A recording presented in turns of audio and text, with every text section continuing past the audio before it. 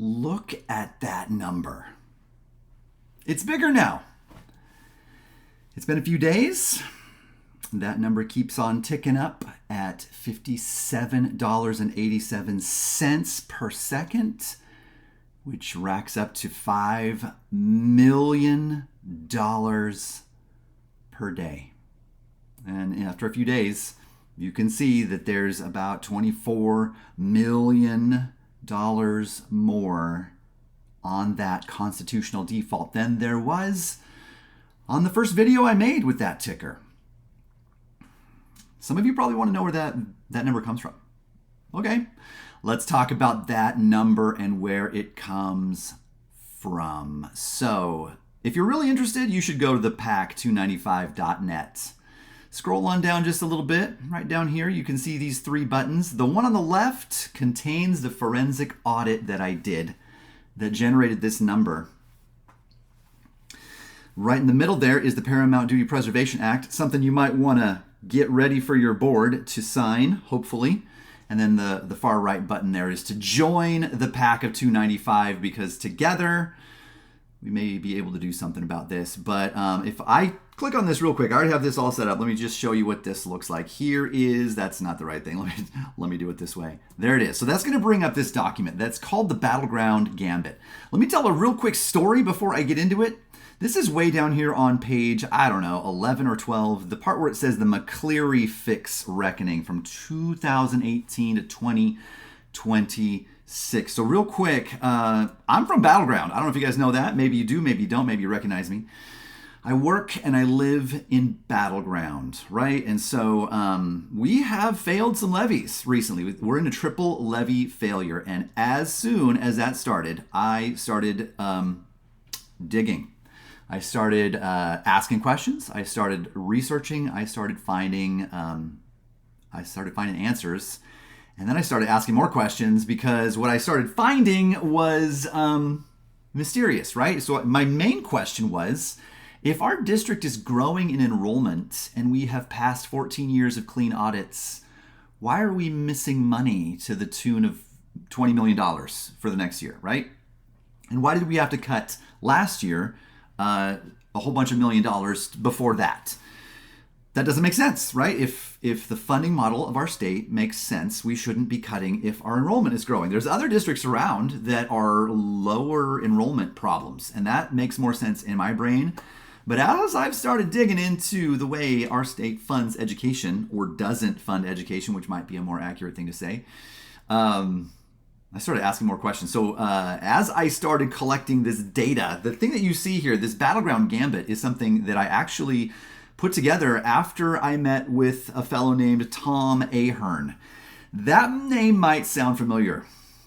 At one point early in March, I sent him some emails because I was looking into, what are our options for this? Because something seems wrong, right? And if you don't know who Tom Ahearne is, he's the architect of the McCleary lawsuit and the McCleary fix, all that stuff. He's the guy. He's the constitutional lawyer. He works at Foster Garvey. I had the opportunity. He actually contacted me back and he said, "When are you available to chat?" So I thought, that's crazy. Tom Ahearne wants to chat with me. And then we did a Zoom early March for 30 minutes. And we talked about a whole bunch of the things that I was asking questions about.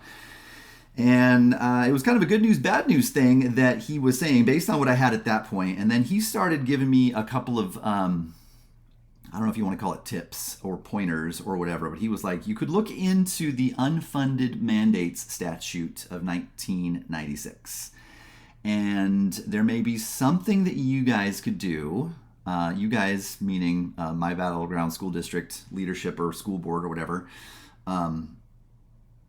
or if you and a coalition of school districts looked into that and banded together, there might be something there. And so that's what I did. I started doing some more research and I asked some specific questions about the McCleary fixed reckoning and what did the state end up defining as basic education. So there's 10 components, right? You see that on this page. And I'm just keeping it down there so we can just watch that ticker rise into the stratosphere. There are 10 basic components of basic education, right? You can see them all there, right? And so I started asking some questions and digging into the reports that are available on OSPI. I'm going to show you how to find yours here in a second. But the big ones are at the top. Most education circles call these the big three. Special education, MSOC or MSOCs, right? The student transportation, those are the big ones, right? But there's these other ones, staffing and the substitute shortfall, the full day kindergarten thing, the K-3 class size situation, the LAP, the remediation, the bilingual TBIP, highly capable, and then the last one is the 24 credit requirement. You guys remember Core 24? That is something that came about, that was a mandate, and has not been paid for fully, right? And so started asking, how much did the state give us for those things, and how much did they actually cost? Because when you think about, the McCleary decision and what the Constitution says that started all that jazz, the Supreme Court helped the state at the time understand that there was their requirement to fully fund education.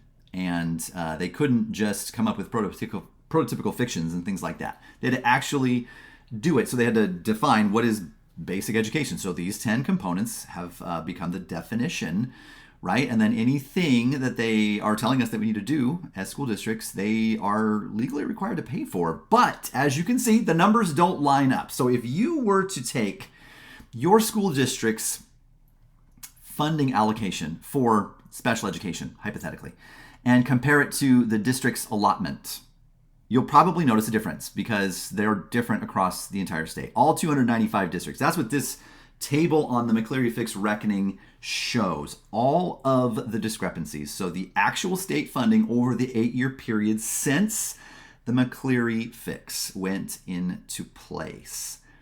They've given us, and when I say us, I mean the whole pack of 295, all of us, $14.8 billion for special education based on their prototypical belief of what it should cost, right? Well, what does it actually cost over that time period? You can see that right there on the right. $20.2 billion is what school districts actually had to spend to fully fund the mandate and all of the rules that are involved in special education requirements for the districts. That is a shortfall of $5.4 billion over 8 years. You can see how that works. You get that? Okay.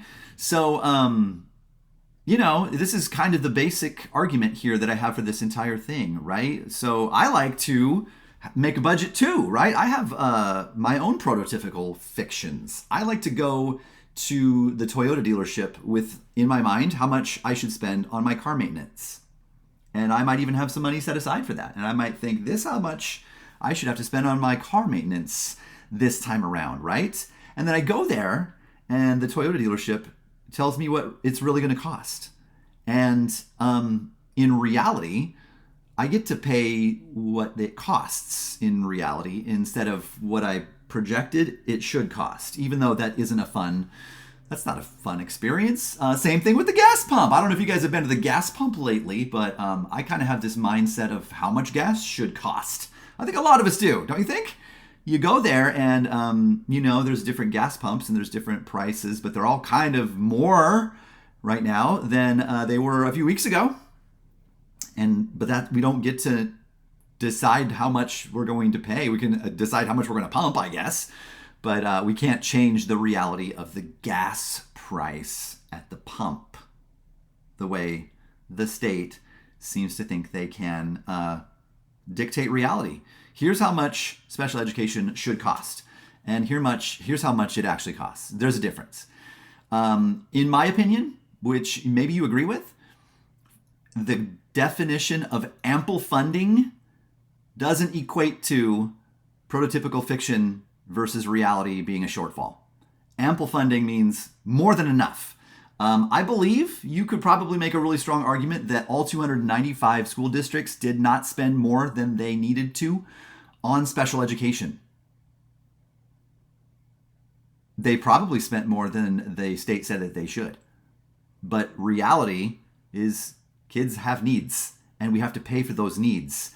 And that's enough. What ample means is more than enough, a lot more than enough. The McCleary decision gave some specific ways to interpret what does ample mean. It's not this, my friends. Take a look. All right, so you just scroll down this list. MSOCs, $3 billion underfunded over 8 years. Student transportation, $1.2 billion. Staffing, right? We are required to have 12 sick days, but we're only funded 4 substitute days. That math is weird. $1.7 billion shortfall over the 8-year period, right? It just adds up, okay? Full day kindergarten, all these things, they don't match. The closest one is this bilingual one, but it's still it's actually highly capable. $150 million, really close, state. You almost got that one.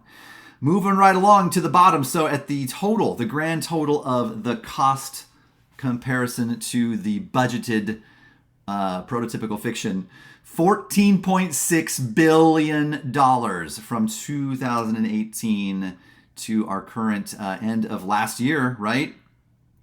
Where we are at the end of 2025, $14.6 billion.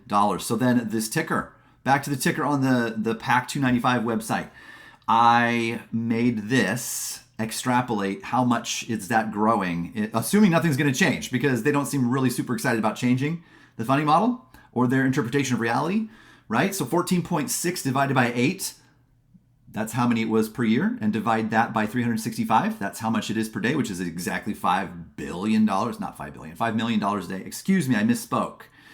Divide that by hours, divide that by minutes, divide that by seconds. You get $57.87 per second. So this current number that you see on my screen, maybe it's on your screen too, this is where hypothetically we are since the 1st of January in 2026, assuming that debt's growing. I bet you it's inaccurate because the legislature just made a whole bunch of new cuts, right? So it's probably bigger. It's probably, I don't know, getting close to $16 billion of underfundedness.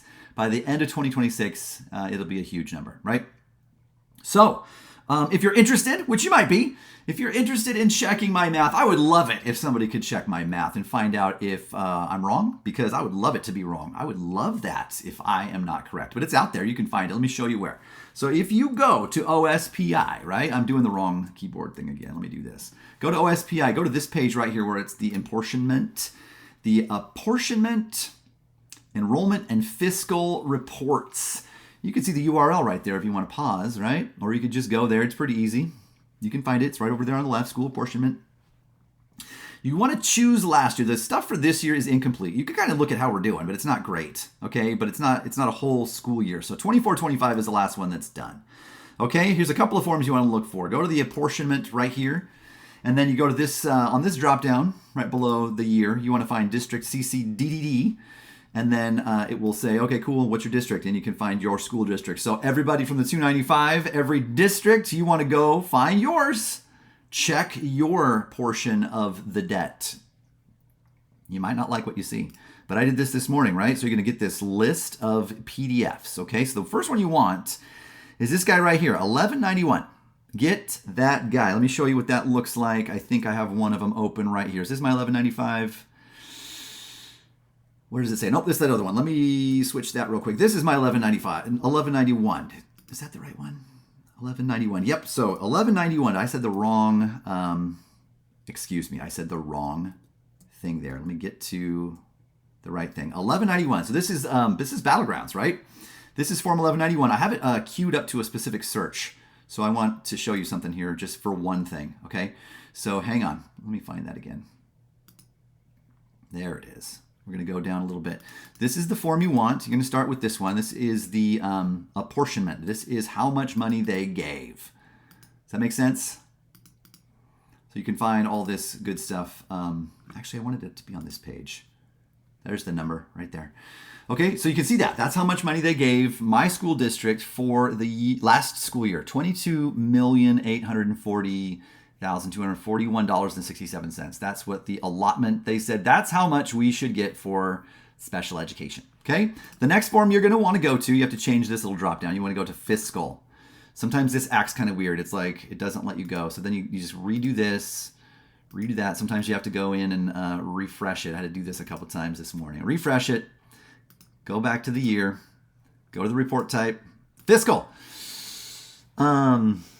Is my face blocking this situation? No. Good. All right. You don't want the state summary. You want your specific school district. I mean, you could look at the state summary if you want to. There's all kinds of fun stuff you can find if you start looking at state summaries. But you want to find this guy, F196 summary. So that's what this other thing is that I have open here. Let me see if I can change that. This guy. So this is the summary report for what my school district spent. And you can see the number right there for special education, $35,430,724.15.